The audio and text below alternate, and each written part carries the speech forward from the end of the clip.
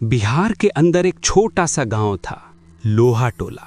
गांव गरीबी से भरा हुआ था, लेकिन लोग बिना डर बिना शक बरसों से रहते आ रहे थे। पर गांव में एक जगह थी, एक पुरानी कच्ची हवेली, जिसके बारे में कहा जाता था कि वहां कभी एक बुढ़िया रहती थी, जिसे गांव वालों ने काला जादू करने के आरोप में जिंदा जला दिया था। उसके मरते समय की चीख आज भी गांव की मिट्टी में गूंजती है। मरते वक्त उसने बस एक ही बात कही थी, तुमने मुझे जलाया है, मैं लौटकर तुम सबको जलाऊंगी। कई साल गुजर गए, गांव में जिंदगी सामान्य चल रही थी, लेकिन राहत के वक्त हवेली से रोने की आवाज, चोटी घिसटने की आवाज और कभी-कभी दीवारों पर लटकी परछाइयां दिखती थीं। लोग डरते थे, पर दिन में सब ठीक लगता था। एक रात गांव में अचानक अजीब घटनाएं शुरू हो गई। गायें अपने आप मरने लगीं, घर रात में खुद ब खुद खुलने लगे और एक लड़की रसिका अचानक बदलने लगी। रसिका हमेशा शांत रहने वाली लड़की थी, लेकिन कुछ दिनों से वो रात में उठकर अंधेरे में कहीं घूरती रहती। उसकी आंखें लाल हो जाती, उसकी आवाज़ बदल जाती। एक बार उसने अपनी माँ से कहा, मुझे मत छुओ, वो जाग रही है। परिवार को समझ नहीं आया कि उसके साथ क्या हो रहा है।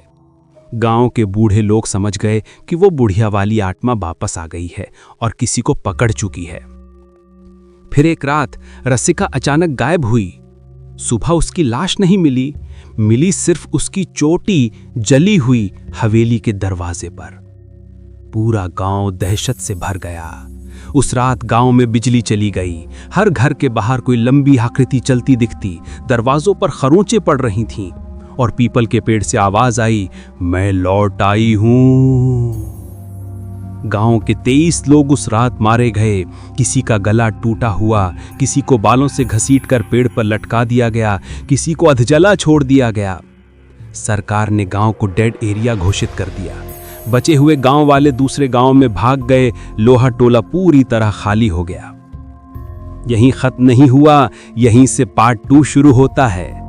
3 महीने बाद एक लड़का अंकुर उस गांव में वीडियो बनाने के लिए पहुंच गया। लोगों ने उसे बहुत रोका, पर उसने कहा, मैं डरता नहीं, मैं सच्चाई रिकॉर्ड करके दिखाऊंगा। रात 8 बजे वो गांव के गेट में घुसा। जैसे ही अंदर गया, हवा भारी हो गई। कैमरा अजीब आवाजें पकड़ने लगा, हाँ हाँ। अंकुर ने वीडियो में बोलते हुए कहा, दोस्तों यहाँ कोई है, मुझे ऐसा लग रहा है। लेकिन उसकी आंखों को कुछ नहीं दिख रहा था, जबकि कैमरे में उसके पीछे काली परछाई खड़ी थी। गांव में हर घर का दरवाजा खुला था।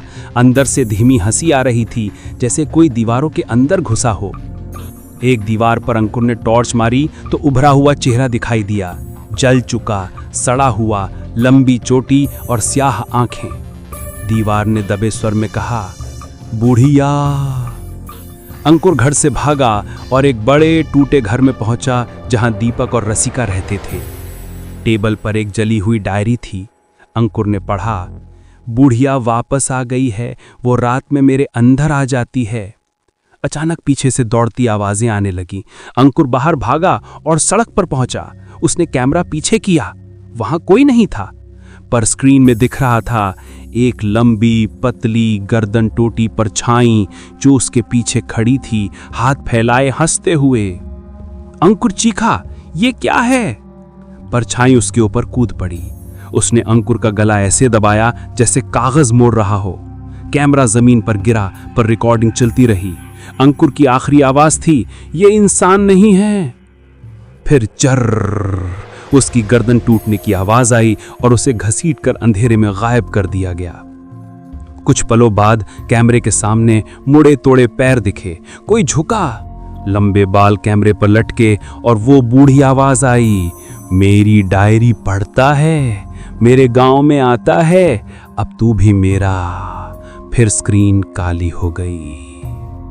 रात 3 बजे पीपल का पेड़ हिलने लगा। पेड़ की शाखाओं से सैकड़ों सूखे कटे जले हाथ बाहर निकले। सबसे ऊपर बुढ़िया खुद बैठी थी, काली आंखें, चला हुआ चेहरा, फटा मुंह।